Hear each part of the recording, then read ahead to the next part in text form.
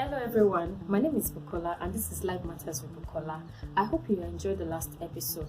Today we'll be discussing the power of confession. Please stay tuned.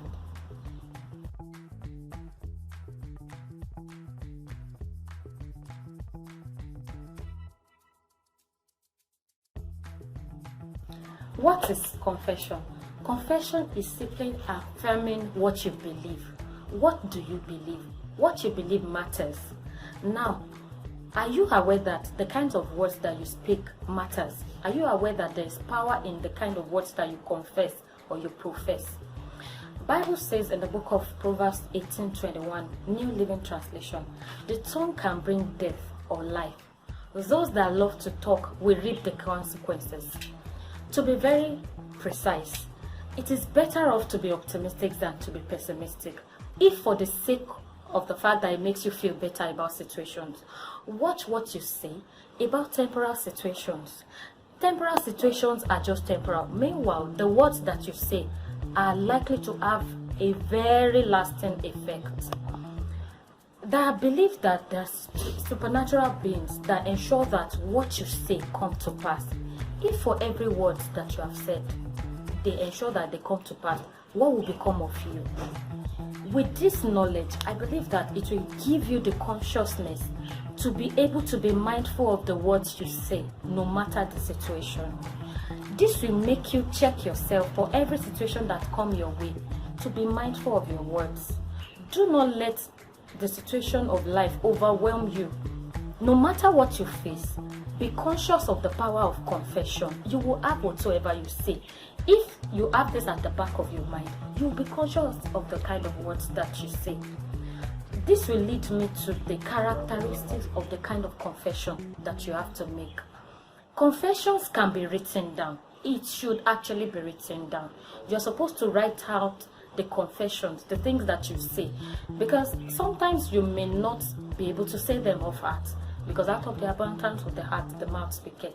You may not have the capacity to be able to say those words off heart.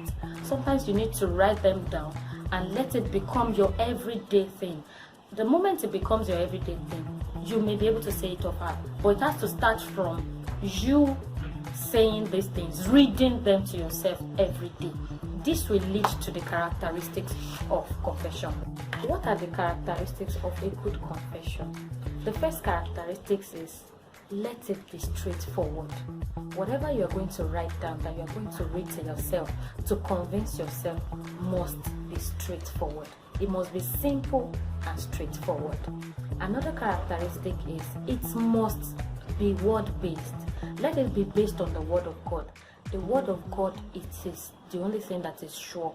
Therefore, let your confession be based on the Word of God. Thirdly, it must come from a place of deep meditation. Let your confession come from a deep meditation. Let it come from a place where you have given it a deep thought.